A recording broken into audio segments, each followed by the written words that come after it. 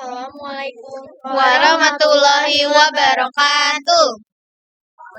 Kami dari kelompok 9 ingin menunjukkan video script tentang kerjasama ekonomi internasional. Kami yang beranggotakan, Saya Nitria Prilia, saya Rasya Izai Syariza, saya Irma Situnuransa, saya Safia Armia.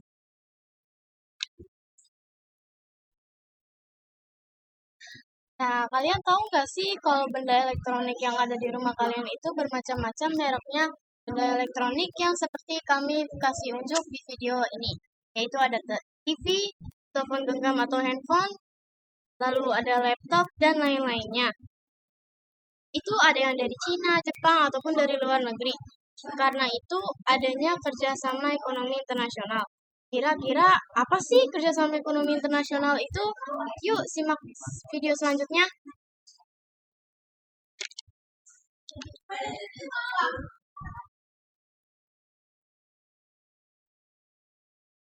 Pengertian untuk hubungan kerja sama di bidang ekonomi yang bertujuan untuk memenuhi kebutuhan dan saling menguntungkan.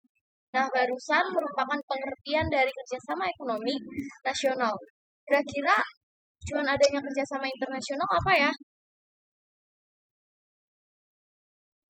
Nah, tujuannya itu pertama untuk meningkatkan taraf hidup dan kemakmuran masyarakat. Yang kedua, memenuhi kebutuhan negeri, dan terakhir meningkatkan perekonomian negara.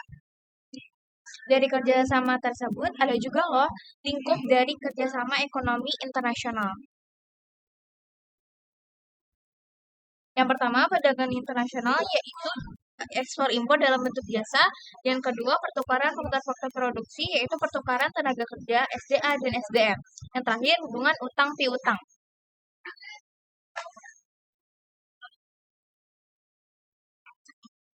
Dari segi manfaat dan lingkup di atas, kerjasama ekonomi internasional mempunyai manfaatnya nggak ya? Manfaat yaitu pertama, meningkatkan pendapatan negara, menjaga kestabilan harga dalam negeri, dan memperluas ketersediaan lapangan kerja, dan yang terakhir mempercepat alih teknologi.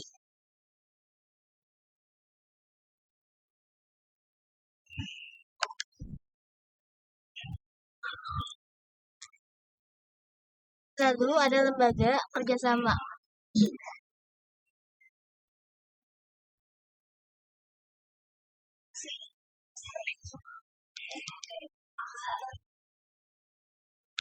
ASEAN, Association National Organisasi of South ASEAN. ASEAN yang berdiri beragamakan negara di kawasan Asia yang berdiri tanggal 8 Agustus 1967 di Bangkok. Tujuannya mempercepat pertumbuhan ekonomi, meningkatkan kerjasama di berbagai bidang.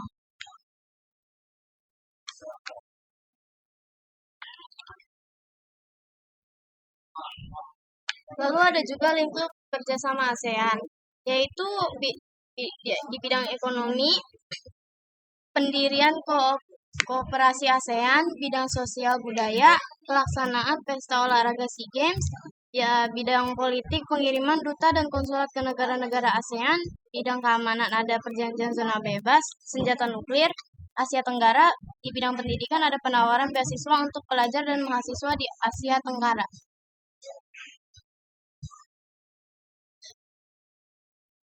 Selanjutnya ada APEC, ASEAN Pacific Economic Cooperation, forum diskusi sekaligus konsultasi dalam memecahkan masalah ekonomi, perdagangan dan investasi, dibentuk tahun 1989 di Canberra, Australia.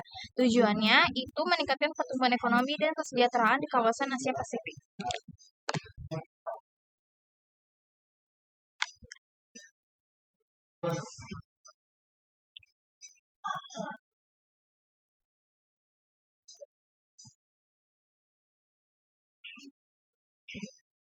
NAFTA atau North America Free Trade Agreement. Kesepakatan perdagangan bebas di kawasan Amerika Utara dibentuk pada tahun 1902 dan aktif lagi tanggal 1 Januari 1904. Bertujuan menghilangkan hambatan yang ada di dalam perdagangan, misalnya menurunkan tarif impor.